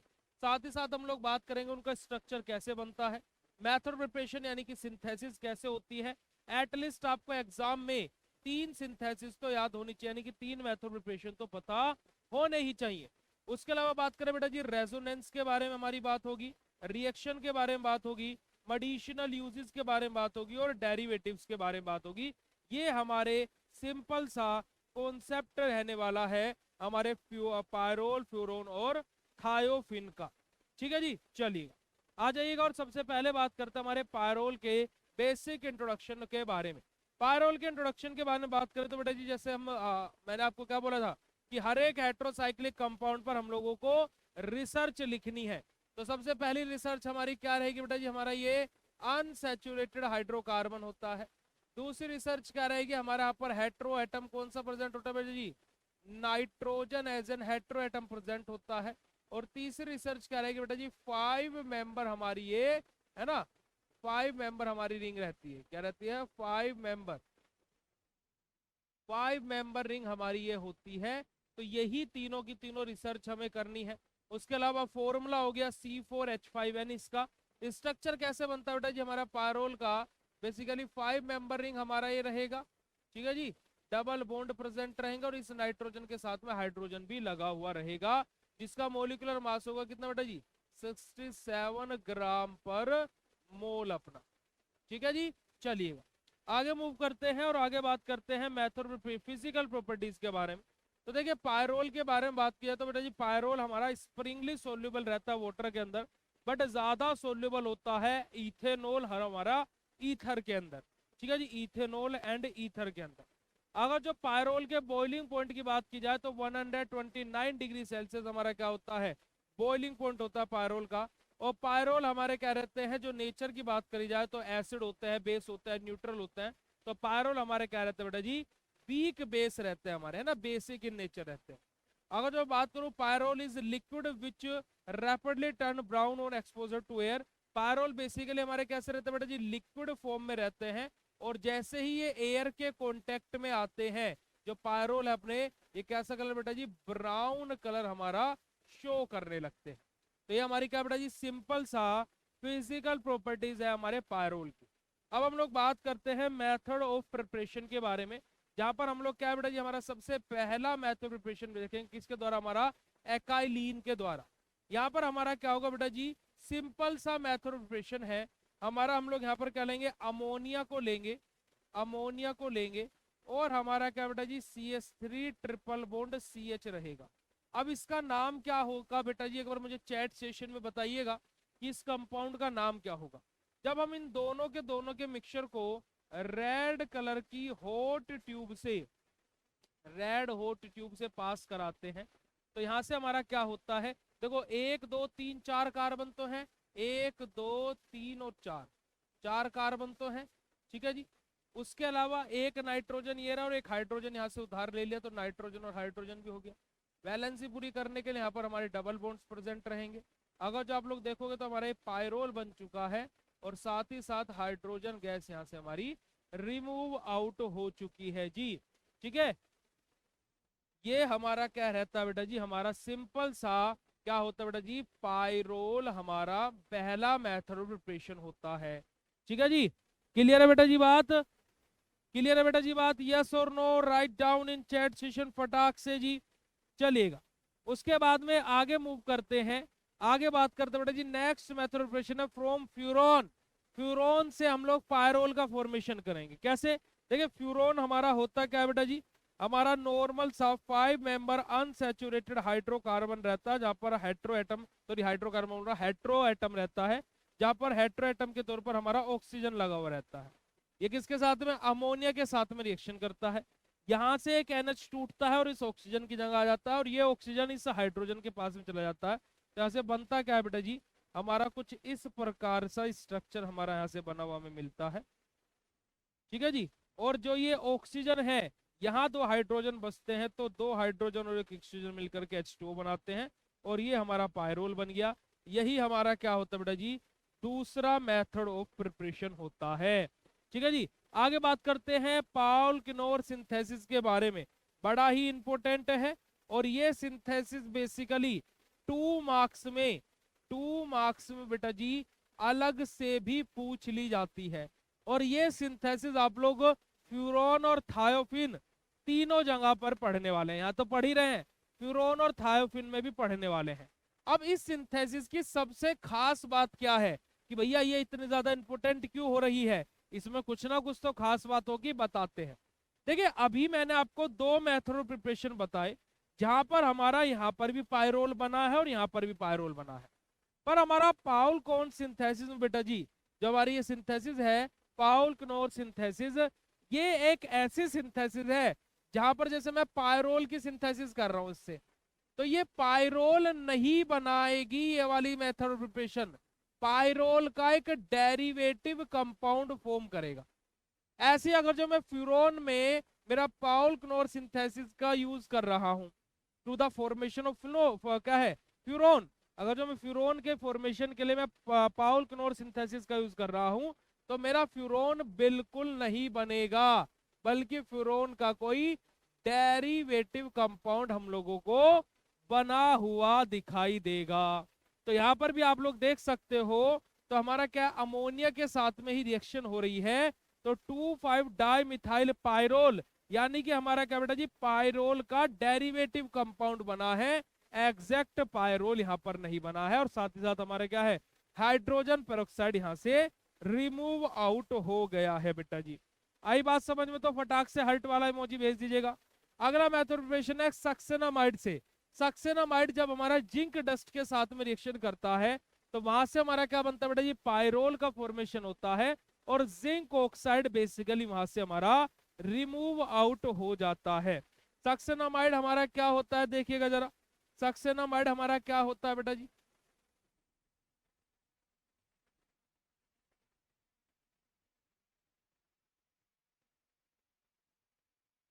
ठीक है जी। सक्सेनामाइड जब हमारा किसके साथ में रिएक्शन करता है बेटा जी, अगर जो आप लोग देखोगे तो किसके साथ में, जिंक के साथ में। सक्सेनामाइड जब जिंक के साथ में, जिंक डस्ट के साथ में रिएक्शन करता है, तो हमारा क्या है, हम लोग यहाँ पर 2 मॉलिक्यूल्स लेते हैं। सिंपल सा क्या होगा, ये दोनों ऑक्सीजन यहाँ से निकल जाएंगे और हमारा नाइट्रोजन ज्यों का त्यों ही रहेगा। और ये दोनों ऑक्सीजन जब यहाँ से निकल जाएंगे तो यहाँ डबल बॉन्ड आ जाएंगे, और हमारा 2ZNO, 2 मॉलिक्यूल जिंक ऑक्साइड के यहाँ से हमें बने हुए दिखाई देंगे। गुड इवनिंग बेटा जी, वेरी वेरी गुड इवनिंग। तो यही हमारा क्या होता है, सक्सेनामाइड होता है। अब मैं इसको बेटा जी क्या ऑक्सीडेशन रिएक्शन भी बोल सकता हूँ, क्यों, क्योंकि हमारी रिएक्शन में क्या हो रहा है, ऑक्सीजन मॉलिक्यूल टूट रहे हैं, है ना, ऑक्सीजन मॉलिक्यूल दूर जा रहे हैं, तो इसको हम लोग ऑक्सीडेशन रिएक्शन की भी बोल सकते हैं। उसके बाद में फ्रॉम क्नोर पायरोल सिंथेसिस हमारा, आप लोग इसको स्किप कर सकते हो, कोई दिक्कत वाली बात नहीं है। अब सिंथेसिस ऑफ पायरोल, जिस जिस बच्चे को क्लियर हो भाई फटाक से चैट सेशन में कंफर्म कर दीजिएगा। फिर हम लोग पायरोल के हमारे क्या बेटा जी हमारे कुछ मेडिसिनल यूजेस और कुछ थोड़ी बहुत केमिकल प्रॉपर्टीज के बारे में भी पढ़ लेते हैं। जैसे मैं पायरोल की केमिकल प्रॉपर्टीज के बारे में बात करूं, तो हम लोग इसका रिडक्शन कर सकते हैं, ऑक्सीडेशन कर सकते हैं। इलेक्ट्रोफिलिक सब्स्टिट्यूशन में हमारा क्लोरीनेशन आ जाएगा, सल्फोनेशन, नाइट्रेशन, फिडलक्राफ्ट एकाइलेशन, राइमर-टीमैन रिएक्शन, ये सब अलग अलग रिएक्शन हमारे किसके अंदर आ जाएगी बेटा जी, पायरोल के केस के लिए ही आ जाएगी। जहां पर सबसे पहले हम लोग क्या करेंगे बेटा जी, हमारा रिडक्शन करेंगे, और रिडक्शन करने के बाद हमारा क्या बनेगा, 3 पायरालीन हमारा बनेगा। हमारा ऐसे क्या बनेगा, जब हम लोग रिडक्शन करेंगे 3 पायरालीन बनेगा। कैसे रिडक्शन कर रहे हैं देखिएगा, हमारा 3 पायरालीन भी बन सकता है और पायराडीन भी बन सकता है। कैसे देखिएगा जी, मेरा पायरोल कैसा होता है, ऐसा होता है जी, बिल्कुल सही बात है, बिल्कुल सही बात। अगर जो मैं क्या करूं बेटा जी, 2 मॉलिक्यूल ऑफ हाइड्रोजन के साथ में इसका रिडक्शन करा दूं, तो मेरा हर एक पोजीशन पर क्या चला जाएगा, एक एक हाइड्रोजन चला जाएगा, यानी कि डबल बॉन्ड यहां से हो जाएगा छूमंतर, डबल बॉन्ड यहां से हो जाएगा छूमंतर। तो इसका नाम क्या होता है बेटा जी, पायरलाजीन हमारा नाम होता है। ठीक है, क्या नाम होता है, पायरलाडीन हमारा इसका बेसिकली नाम होता है। उसके अलावा हमारा क्या है कि ये तो रिडक्शन हो गया ये वाला, एक रिडक्शन हमारा ये है कि जिंक डस्ट के साथ में और एसिटिक एसिड के साथ में जब हम लोग रिडक्शन कर रहे हैं, जिंक डस्ट और एसिटिक एसिड के साथ में हम लोग क्या कर रहे हैं बेटा जी, जिंक डस्ट और एसिटिक एसिड के साथ में हमारा क्या कर रहे हैं बेटा जी, केमिकल रिएक्शन देख रहे हैं, रिडक्शन कर रहे हैं किसका, हमारे पायरोल का। अगर जो मैं इसके रिडक्शन के बारे में यहाँ पर बात करता हूँ तो हमारा क्या बेटा जी, कुछ इस तरीके के स्ट्रक्चर बनेगा। हमारा क्या होगा कि एक डबल बॉन्ड ऊपर की तरफ शिफ्ट हो जाएगा, बस एक डबल बॉन्ड ऊपर की तरफ शिफ्ट हो जाएगा। बाकी यहाँ पर भी एक हाइड्रोजन आ गया, यहाँ पर भी, यानी कि यहाँ से हमारे दो हाइड्रोजन उठ करके इधर चले गए। बचा क्या, देखिए एक कार्बन, एक हाइड्रोजन, एक कार्बन, दो ऑक्सीजन और एक हाइड्रोजन। जिंक डस्ट के साथ में रिएक्शन हुई है, दो ऑक्सीजन हमारे मोलिक्यूल यहाँ पर प्रेजेंट है। तो मैं यहाँ पर क्या बना देता हूँ बेटा जी, ZnO का फॉर्मेशन कर देता हूँ। ठीक है जी, मेरे हाथ से क्या बन गया, जिंक ऑक्साइड बन गया। साथ ही साथ मेरे दो हाइड्रोजन यहाँ से मोलिक्यूल आ गए, तो मेरा क्या बेटा जी, H2O का फॉर्मेशन यहाँ से हो जाएगा। अब यहाँ पर जो मेरा क्या बचे हुए हैं बेटा जी, जो मोलिक्यूल बचे हुए जो कार्बन के, वो यहाँ से क्या करेंगे बेटा जी, हमारा दो कार्बन के मोलिक्यूल ऐसे के ऐसे ही बाहर की तरफ निकल जाएंगे। तो हमारा क्या बनेगा, 3 पायरोलीन यहाँ से हमारा फॉर्म होगा रिडक्शन के लिए। बात करते हैं ऑक्सीडेशन रिएक्शन के बारे में। ऑक्सीडेशन रिएक्शन में क्या होगा बेटा जी, हमारा एडिशन ऑफ ऑक्सीजन होगा। जब मैं पायरोल में ऑक्सीजन का एडिशन करूंगा, तभी आप लोगों ने कंपाउंड पढ़ा होगा सक्सेनामाइड, है ना। अगर जो आप लोगों ने यहाँ पर देखा होगा पीछे भी, जब मैं रिएक्शन आपको बता रहा था तो मैंने आपको क्या बताया था, सक्सेनामाइड के बारे में बताया था। मैंने आप लोगों को क्या बताया था, सक्सेनामाइड के बारे में बताया था, अगर जो आपको यहाँ पर याद होगा, है ना जी। तो वही चीज यहाँ पर हमारी बनेगी ऑक्सीडेशन के केस में। हम लोग पायरोल को लेंगे और 3 मॉलिक्यूल ऑफ हाइड्रोजन को लेंगे। तो यहाँ से क्या होगा, इस वाली पोजीशन पर, इस वाली पोजीशन पर ऑक्सीजन आ जाएगा। एक ऑक्सीजन जो बचेगा, यहाँ से जो हाइड्रोजन निकले हैं तो उनके साथ में निकल करके H2O का फॉर्मेशन कर ले। कैसे होगा देखिएगा, मेरा जो पायरोल है बेटा जी, वो कुछ इस प्रकार का है, यही है ना अपना पायरोल। अब जब ये 3 मॉलिक्यूल्स ऑफ ऑक्सीजन के साथ में रिएक्शन करेगा, तो देखो दो ऑक्सीजन जब यहाँ पर आकर के अटैच हो जाएंगे प्यारे प्यारे बच्चों, है ना। जब मेरे दो ऑक्सीजन यहाँ पर आकर के अटैच हो जाएंगे, चलिए दो ऑक्सीजन यहाँ पर अटैच हो गई। उसके अलावा अगर जो हम लोग बात करते हैं तो हमारा क्या होगा, देखिए कंडीशन हमारी एक ये बन सकती है कि हमारा क्या बेटा जी, H2O बाहर आ जाएगा और डबल बॉन्ड यहाँ पर चला जाएगा। ठीक है, कंडीशन नंबर 2 हमारी क्या बन सकती है, जब मेरे ऑक्सीजन के दो ही मोलिक्यूल रहे, है ना, जब मेरे ऑक्सीजन बेटा जी उसके दो ही मोलिक्यूल रहे, तो यहाँ से मेरी जो कंडीशन बनेगी वो कुछ इस प्रकार की बनेगी। यहाँ पर डबल बॉन्ड ऑक्सीजन, यहाँ पर डबल बॉन्ड ऑक्सीजन। अब ऑक्सीजन तो दोनों यहाँ पर आ गए, अब जो दो हाइड्रोजन निकले भैया वो कहाँ गए, वो बेटा जी इन दोनों पोजीशन पर जाकर के जुड़ गए। तो अब आपको जैसे ठीक लगे आप इस पर्टिकुलर रिएक्शन को उस प्रकार से लिख सकते हैं। अब बात करते हैं इलेक्ट्रोफिलिक सब्स्टिट्यूशन रिएक्शन के बारे में। बड़ी ही सिंपल सी है, बस पायरोल में Cl जोड़ देना है क्लोरीनेशन के केस में, Br जोड़ देना है ब्रोमिनेशन के केस में, I जोड़ देना है आयोडोनेशन के केस में। कैसे होगा देखिएगा जरा। जब मेरा पायरोल जो है बेटा जी, जो मेरा पायरोल है, जो आपका पायरोल है, जब वो किसके साथ में रिएक्शन करता है, 2 मॉलिक्यूल्स ऑफ Cl2 के साथ, यानी कि क्लोरीनेशन उसका हो रहा है, तो इन चारों ही पोजीशंस पर मेरा Cl जाकर के अटैच हो जाता है। चारों ही पोजीशंस पर Cl Cl Cl Cl जाकर के अटैच हो जाता है, डबल बॉन्ड यहां से रिमूव आउट हो जाते हैं। ठीक है जी, तो यही हमारा क्या होता है बेटा जी, सिंपल सा क्लोरीनेशन ऑफ, हमारा किसका आ जाएगा बेटा जी, हमारा सिंपल सा क्लोरीनेशन आ जाएगा पायरोल का। अब क्लोरीनेशन हमारा दो से तीन तरीके का हो सकता है।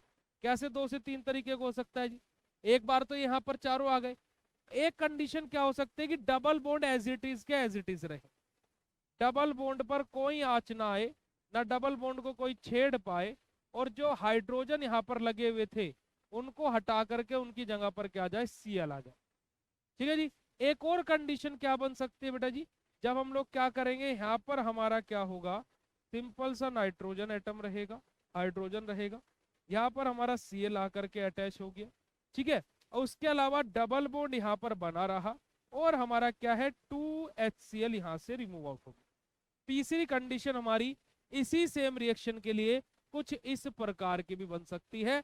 अगर जो क्लोरीनेशन सभी को क्लियर हो, फटाक से चैट सेशन में कंफर्म कर दीजिए। उसके बाद में सल्फोनेशन आ जाएगा, यानी कि H2SO4 के साथ में रिएक्शन आ जाएगी। जब जो हमारा पायरोल है, जो हमारा पायरोल है प्यारे बच्चों, जो हमारा पायरोल है, जब वो किसके साथ में रिएक्शन करेगा, H2SO4 के साथ में रिएक्शन करेगा, तो यहाँ से हमारा क्या होगा, बड़ा ही सिंपल सा तरीका है, बड़ा ही सिंपल सा तरीका है। SO3H आकर के यहाँ पर अटैच हो जाएगा और बाकी की चीजें जो की त्यों रहेंगी, है ना। SO3H जाकर के अटैच होगा, एक हाइड्रोजन यहाँ पर है, एक ऑक्सीजन यहाँ पर है, एक हाइड्रोजन यहाँ से निकला होगा, तो H2O हमारा यहाँ से रिमूव आउट हो जाएगा। अगर जो आप देखना चाहे तो ये रही सेम रिएक्शन।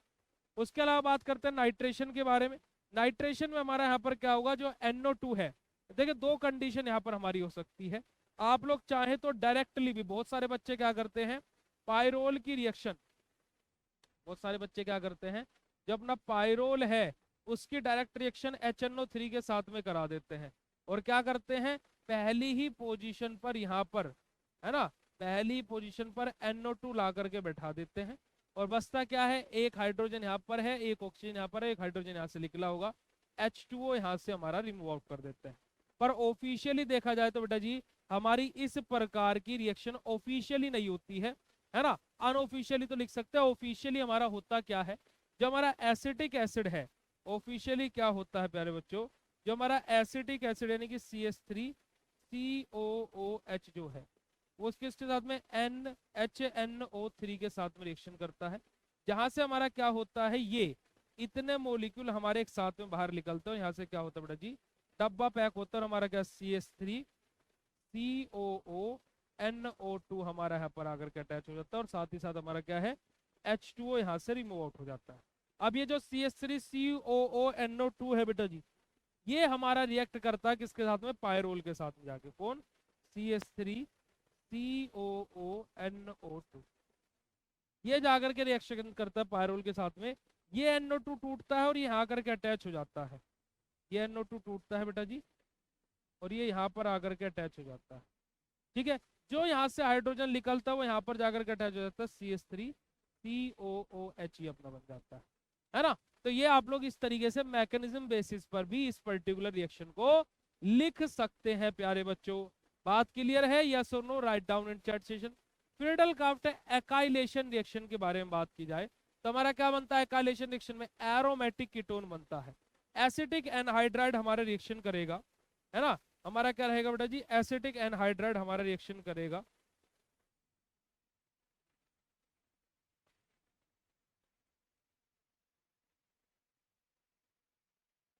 भाई यहाँ तक की बात जिस जिस बच्चे को क्लियर हो फटाक से चैट सेशन में हर्ट वाला इमोजी भेज दीजिएगा बेटा जी, फटाक से चैट सेशन में हर्ट वाला इमोजी भेज दीजिएगा बेटा जी, क्योंकि बस इसके बाद में फिर हमारा पायरोल बिल्कुल अंतिम चरण पर चल रहा है, क्योंकि कि हमारा फ्रीडल-क्राफ्ट एकाइलेशन रिएक्शन के बाद में बस राइमर टीमैन रिएक्शन जो 2 मार्क्स पॉइंट ऑफ व्यू से बेहद ज्यादा इंपॉर्टेंट हो जाती है एंड रिपीटेड टाइम एग्जाम में यहाँ से क्वेश्चन पूछा गया है बेटा जी, ठीक है। जल्दी से बताइएगा, जल्दी से बताइएगा फटाक से, यहाँ तक की बात जिसको भी समझ में आ गई, ठीक है। अब देखिए हमारा क्या है,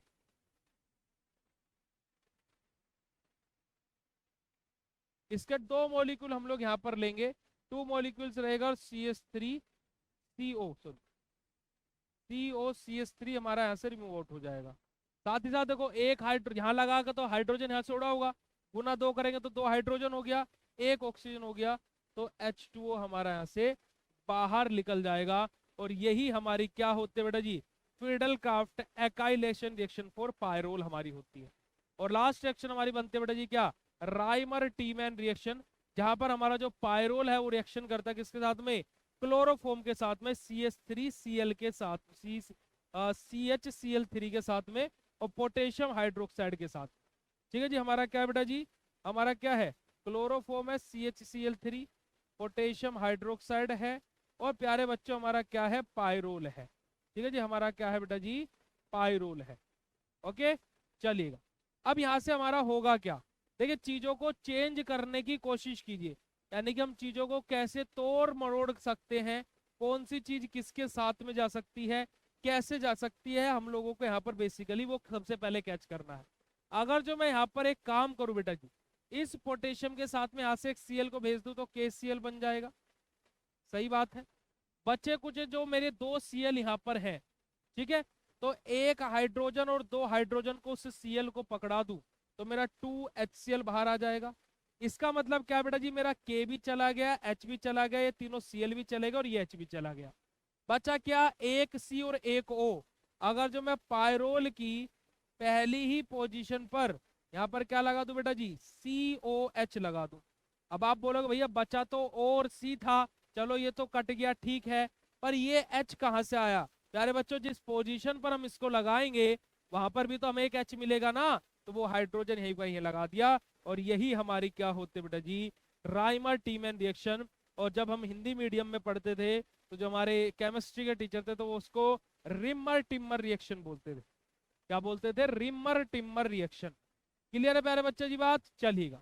अब बात करते हैं मेडिसिनल यूजेस के बारे में। तो देखिए हमारा जो पायरोल है और जो उसके डेरिवेटिव कंपाउंड है, मैंने सबका यहाँ पर कॉम्बिनेशन में यूजेस लिखा हुआ है। जैसे आप लोग यहाँ पर देखेंगे अलग अलग हमारे क्या है जो डेरिवेटिव कंपाउंड है पायरोल के, सबके सबका मैंने यहाँ पर इन्वॉल्वमेंट किया है और सबके सबका मेडिसिनल यूज आप सभी लोगों के लिए यहाँ पर लिखा हुआ है। अब यहाँ पर बात आ जाती है रेजोनेंस स्ट्रक्चर ऑफ पायरोल। जो पायरोल का रेजोनेंस स्ट्रक्चर बनता है वो किस प्रकार का बनता है, ये हम लोगों को बड़ी ही सीखने वाली बात यहाँ पर हो जाती है, क्योंकि जो डबल बॉन्ड्स प्रेजेंट है उनका रोटेशन होना बड़ी ही आवश्यक वाली बात है। तो यहां तक की कक्षा जिस जिस बच्चे को क्लियर हुई हो, पहले वो चैट सेशन में हार्ट वाला इमोजी भेजेगा, और फिर उसके बाद में, क्योंकि मैंने आपको पहले बोला था कि हम लोग पायरोल बिल्कुल अच्छे से पढ़ेंगे, जो फ्यूरोन और थायोफिन होगा वो मैं आपके ऊपर छोड़ूंगा पहले। अगर जो आपको वो खुद से लिखता बन रहा है ना, तो वो फिर आपके ऊपर है, अदरवाइज फिर आप बोलेंगे तो मैं फिर उसको दोबारा से पूरे को पढ़ा दूंगा। परंतु यहाँ तक की कक्षा अगर जो आप लोगों को क्लियर हो तो फटाक से चैट सेशन में हार्ट वाला इमोजी भेज दीजिएगा बेटा जी। जल्दी से बेटा जी हार्ट वाला इमोजी चैट सेशन में भेज दीजिएगा। और अभी मेरी क्लास के बाद फिर आप लोगों की क्लास अभी 8:10 पर स्टार्ट होगी, प्रियांशु सर की फार्माकोग्नोसी की। और जहां पर सर आज आपकी सेकंड यूनिट का दी एंड कर देंगे। और जो ये बच्चे मेरे पास में मैसेज कर रहे हैं कि सर सिलेबस कैसे खत्म होगा, तो प्यारे बच्चों 3 यूनिट आपकी ऑर्गेनिक की लगभग खत्म हो चुकी है, 2 यूनिट आपकी कोग्नोसी की खत्म हो चुकी है।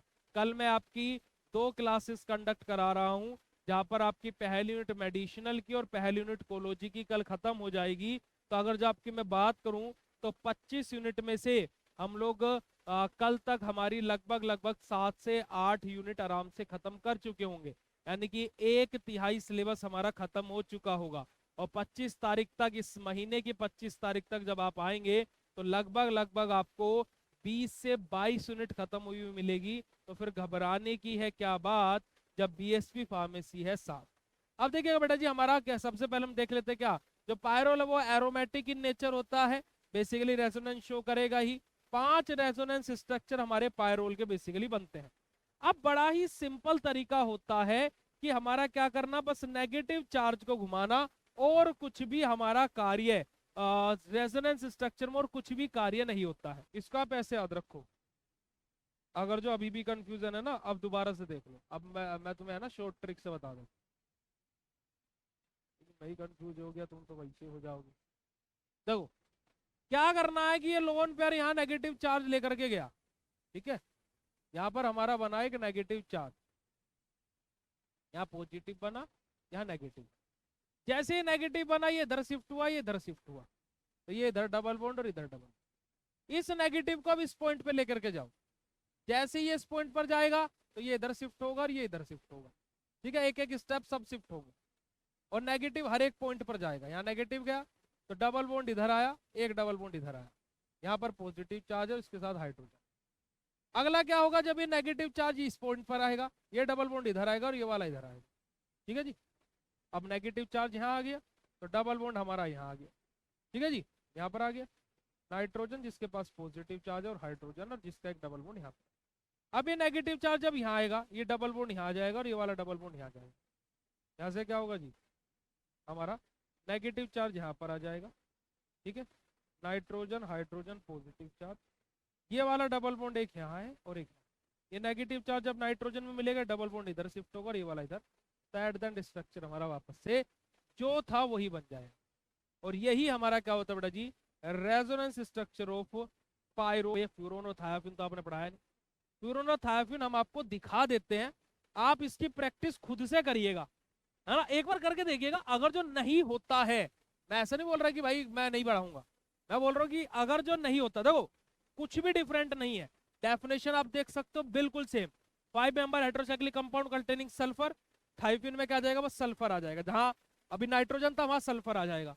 उसके अलावा आप प्रॉपर्टीज देख सकते हो भाई, प्रॉपर्टीज वो कलरलेस है ये हमारा, है ना, ये बेसिकली वाटर के अंदर इंसोल्यूबल होता है, वो स्प्रिंगली सोल्यूबल था, ये इंसोल्यूबल होता है ना, very similar to the benzene हमारा ये होता है। मेथड ऑफ प्रिपरेशन में आप आ जाइए, बिल्कुल सेम एज इट इज जो मैंने मेथड प्रिपरेशन आपको बताए हैं, बिल्कुल वहीं से ही रिलेटेड आपको देखो। पाउल क्लोराइड सिंथेसिस मैंने क्या बोला था, जिसके अंदर भी पढ़ेंगे उसका डेरिवेटिव बनेगा, डेरिवेटिव बन रहा है थायोफिन का, है ना जी, बिल्कुल वही सब चीजें। केमिकल केमिकल प्रॉपर्टीज जैसी वहां पर थी पायरोल में, वैसी थायोफिन में है, सबकी सब, आप कुछ भी अलग नहीं बता सकते, सबकी सब वैसी ही है ना। हमारा सल्फोनेशन में H2SO4 HSO4 हमारा यहाँ पर आकर के अटैच हो जाएगा, है ना जी। क्लोरीनेशन में Cl2 है, 2 Cl आकर के अटैच हो जाएंगे, ठीक है जी। हमारा क्या है, फ्रीडलक्राफ्ट एकाइलेशन है, वही COCH3 आकर के अटैच हो जाएगा, सेम बिल्कुल सेम एज इट इज, कुछ भी अलग नहीं है। नाइट्रेशन में HNO2 है, NO2 आकर के अटैच हो जाएगा, कुछ भी अलग नहीं होगा। यूजेस आप लोग यहाँ पर देख सकते हो। और क्या है, रेजोनेंस स्ट्रक्चर जो अभी मैंने बताई, बस वहां पर नाइट्रोजन से नेगेटिव चार्ज घूम रहा था, यहाँ सल्फर से नेगेटिव चार्ज घूमने लगेगा, कुछ भी अलग नहीं है, कुछ भी, है ना, कुछ भी। बेटा टॉपिक नहीं बताने का है, पहली दूसरी तीसरी यूनिट से कुछ भी आ सकता है, सब कुछ पढ़ने का है आपको, ओके, टॉपिक नहीं बताने का इधर, ठीक है जी। ऐसे आप फ्यूरोन में देख सकते हो, डेफिनेशन वही 5 मेंबर हेट्रोसाइक्लिक अनसैचुरेटेड रिंग हमारा, जिसके अंदर हमारा heteroatom as an oxygen present रहता है। अब यहाँ पर बस ऑक्सीजन के रिलेटेड बात आ जाएगी, प्रॉपर्टीज हमारी आ जाएगी। उसके अलावा यहाँ पर आप मेथड प्रिपरेशन देखेंगे, बिल्कुल सेम वही है, कुछ भी अलग नहीं है। यहाँ पर पाउल क्लोराइड सिंथेसिस आगे देखिए, डेरिवेटिव ऑफ फ्यूरोन बना हमारा, ठीक है जी। उसके अलावा आप लोग यहाँ पर देख सकते हो, सब कुछ हमने पहले भी आपको बताया हुआ है। केमिकल प्रॉपर्टीज में वही reduction, oxidation, sulphonation, nitrogen Friedel Crafts acylation, bromination, chlorination, fluorination, है ना। रिडक्शन रिएक्शन में हाइड्रोजन ऐड हो जाएंगे, डबल बॉन्ड हट जाएंगे, ठीक है जी। ऑक्सीडेशन रिएक्शन में क्या होगा, हमारा ऑक्सीजन का ब्रिज यहाँ पर बन जाएगा सेंटर में। सबसे सल्फोनेशन में क्या होगा, SO3H आकर के अटैच हो जाएगा, ये रहा, है ना। नाइट्रेशन में हमारा क्या होगा, NO2 आकर के अटैच हो जाएगा, ये रहा। उसके बाद में फ्रीडलक्राफ्ट एकाइलेशन में क्या होगा, COCH3 आकर के अटैच हो जाएगा, ये रहा, है ना। ब्रोमिनेशन में क्या होगा, Br2 है, Br2 दोनों जगह पर भी आकर के अटैच हो सकता है, और हमारा HBr भी रिमूव आउट हो सकता है अगर जो एक Br लगा रहे हो। यूजेस आपके फ्यूरोन के ये लिखे हुए हैं, है ना। तो सिंपल सा, बड़ा ही सिंपल, सरल और बिल्कुल सेम है, वो कुछ भी इसमें ऐसा नहीं है कि कुछ भी आपको अलग से यहाँ पर करना पड़ेगा। इसी वजह से मैंने आपको क्या बोला था, आप एक को, किसी भी एक को, आपका मन करे फ्यूरोन का, आपका मन करे थायोफिन का, आपका मन करे पायरोल का, तीनों में से किसी एक को तैयार कर लीजिए, ऑटोमेटिकली आपके तीनों तैयार हो जाएंगे, ऑटोमेटिकली। मैंने जो आपके ये नोट्स भी बनाए हुए हैं ऐसे ही बनाए हुए हैं कि आपके ये तीनों के तीनों ऑटोमेटिकली तैयार हो जाए। अब यहाँ पर हमारा एक टॉपिक बचता है, relative aromaticity and reactivity of pyrrole, furan and thiophene, जो कि आपका, अगर जो मैं बात करूं बेटा जी, मुझे एक बार चलो अच्छा देखते हैं यहाँ पर कितने बच्चे सिलेबस लेके बैठे हुए हैं। मुझे ये बताइएगा कि क्या ये टॉपिक आपके सिलेबस में दिया हुआ है, यस और no, write down in chat session. क्या ये टॉपिक आप लोगों के सिलेबस के अंदर है बेटा जी?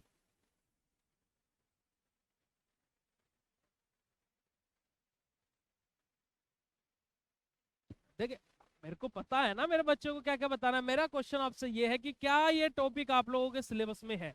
मुझे एक बार चैट सेशन में कंफर्म करें।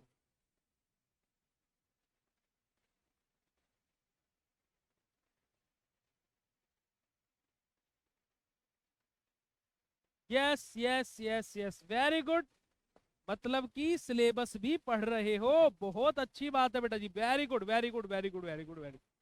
चलिए, अब यहाँ पर बात हुई है कि हमारा क्या है कि एरोमेटिसिटी को लेकर के बात हुई। देखिए, ये बात हमें भली बात ही पता है कि पायरोल क्या कंटेन करता है, नाइट्रोजन एज एन हेट्रोएटम। फ्यूरोन क्या कंटेन करता है, ऑक्सीजन एज एन हेट्रोएटम। और जो हमारा क्या बेटा जी थायोफिन, वो क्या कंटेन करता है, sulphur as an heteroatom contain करता है। ये बात हम लोग पीछे अभी तीनों के तीनों टॉपिक्स में पढ़ करके आ चुके हैं, और हमें जब हमने IUPAC नेमिंग सिस्टम देखा था हेट्रोसाइक्लिक कंपाउंड का, वहां पर भी हम लोगों ने सीखा था। अब मैं यहाँ पर अगर जो आपको एक सिंपल सी बात बताऊं, कि इन तीनों के तीनों सल्फर, ऑक्सीजन और नाइट्रोजन में, तीनों के तीनों कंपाउंड में सबसे ज्यादा इलेक्ट्रोनेगेटिविटी कौन शो करता है? याद रखिएगा वर्ड इलेक्ट्रोनेगेटिविटी, मैं बार बार इसको रिपीट करूंगा। इलेक्ट्रोनेगेटिविटी सबसे ज्यादा हमारी होती है किसकी बेटा जी? ऑक्सीजन की। फिर उसके बाद में इलेक्ट्रोनेगेटिव कंपाउंड आता है हमारा नाइट्रोजन, और फिर आता है बेटा जी हमारा सल्फर। ठीक है, ये हमारा क्या होता है? इलेक्ट्रोनेगेटिविटी का ऑर्डर होता है। अब यहां पर आप बोलोगे कि भैया इलेक्ट्रोनेगेटिविटी से मतलब क्या है? इलेक्ट्रोनेगेटिविटी बड़ा ही इंपॉर्टेंट रोल करता है एरोमेटिक कैरेक्टर का, और आपको एक झटके में पता लग जाएगा कि कौन ज्यादा एरोमेटिक होगा और कौन कम। अगर जो आपको ये तीनों चीजें पता लगी, सबसे ज्यादा इलेक्ट्रोनेगेटिव कौन है बेटा जी? ऑक्सीजन, फिर नाइट्रोजन और फिर सल्फर। क्या बोला मैंने? ऑक्सीजन, नाइट्रोजन और सल्फर। ठीक है, जो कंपाउंड जितना ज्यादा इलेक्ट्रोनेगेटिव होता है बेटा जी, जो कंपाउंड जितना ज्यादा इलेक्ट्रोनेगेटिव होता है, क्या होता है? जो कंपाउंड जितना ज्यादा इलेक्ट्रोनेगेटिव होता है, ठीक है, उस कंपाउंड का जो डीलोकलाइजेशन होता है वो उतना ही कम होता है।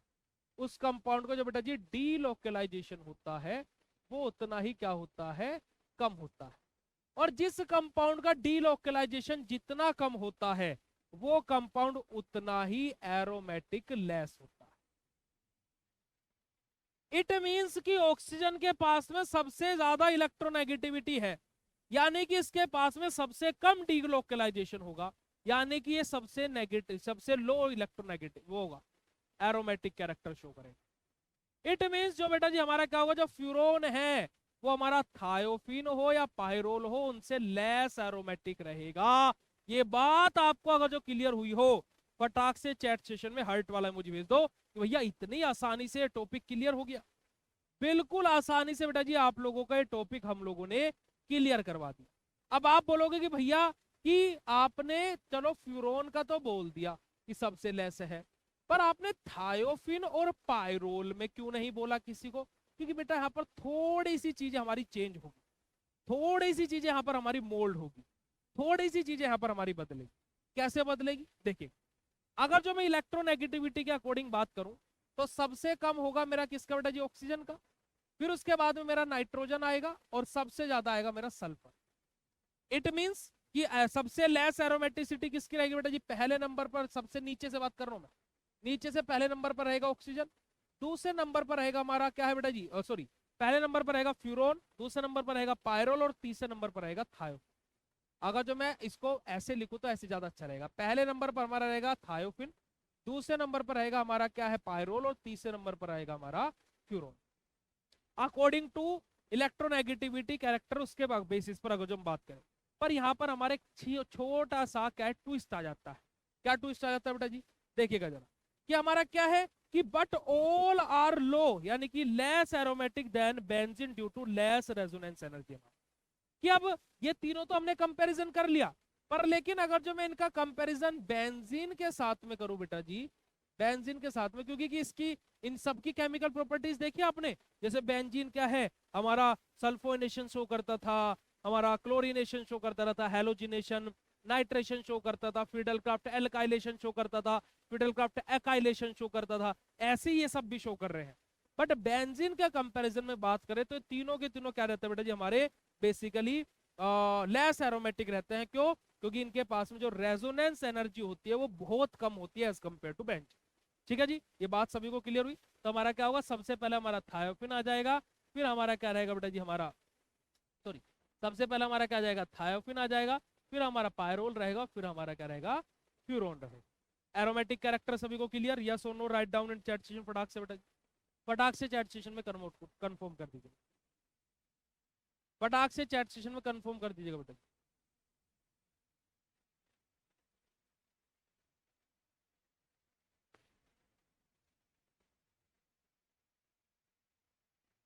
अब एक टॉपिक तो हमें क्लियर हो गया, क्या बेटा जी?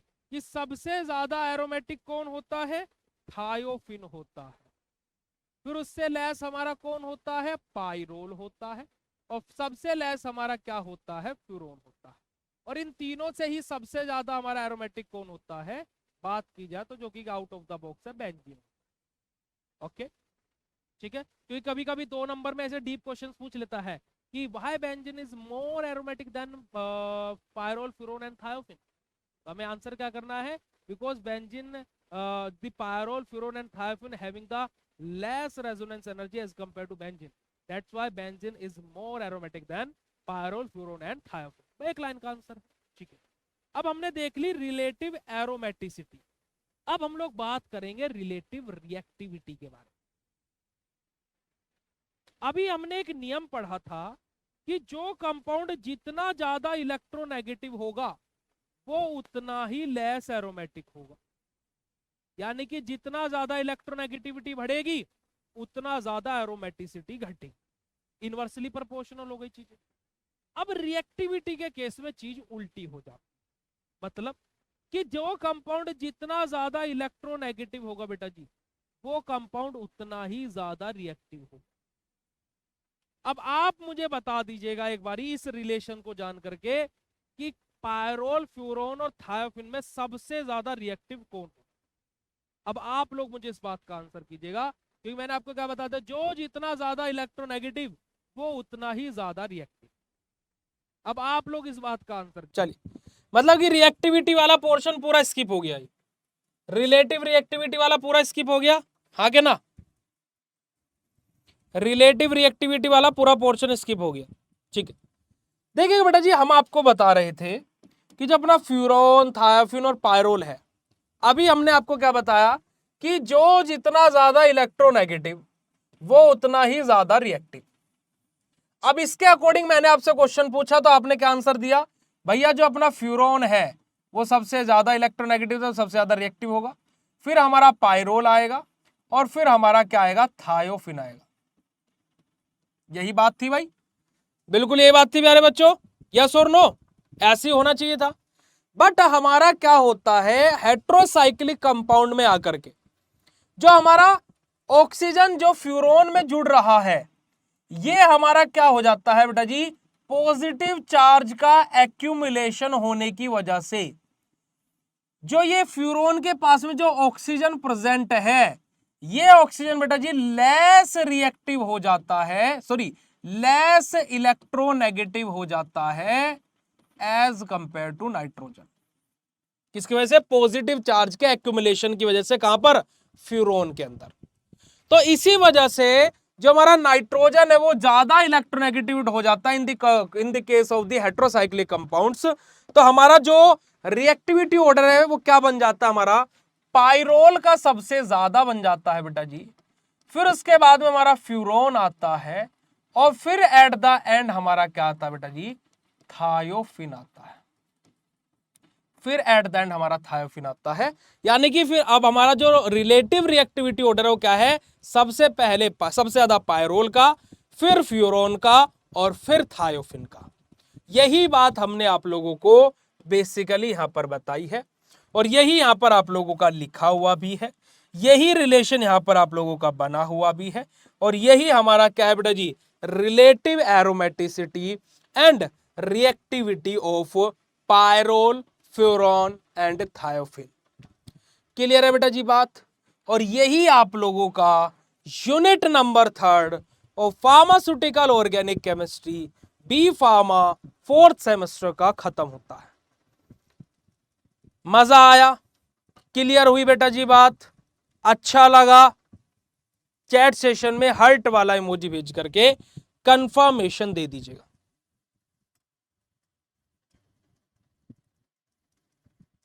थैंक यू सो मच बच्चा जी, थैंक यू। देखिए एट द एंड जब मैं लाइव क्लास लेता हूं तो थोड़ा सा थक जाता हूं, है ना, और उसके बाद में जब आप लोगों के इतने सुंदर सुंदर, इतने प्यारे प्यारे, इतने यूनिक यूनिक कमेंट्स आते हैं कि भैया आपकी क्लास में आए तो केमिस्ट्री समझ पाए, वाह, है ना, है ना जी, तो बड़ा ही मजा आ जाता है। कौन सा क्लासिफिकेशन, कौन सा क्लासिफिकेशन भाई, ठीक है जी, चलिएगा। थैंक यू सो मच बेटा जी, लव यू ऑल। मिलता है फिर आप लोगों से नेक्स्ट सेशन में। अभी आपकी प्रियांशु सर की क्लास है फार्माकोग्नोसी की, तो आप वो अटेंड कर लीजिएगा। Thank you so much, love you all बेटा जी, बाय बाय, शुक्रिया, नमस्कार, जय हिंद।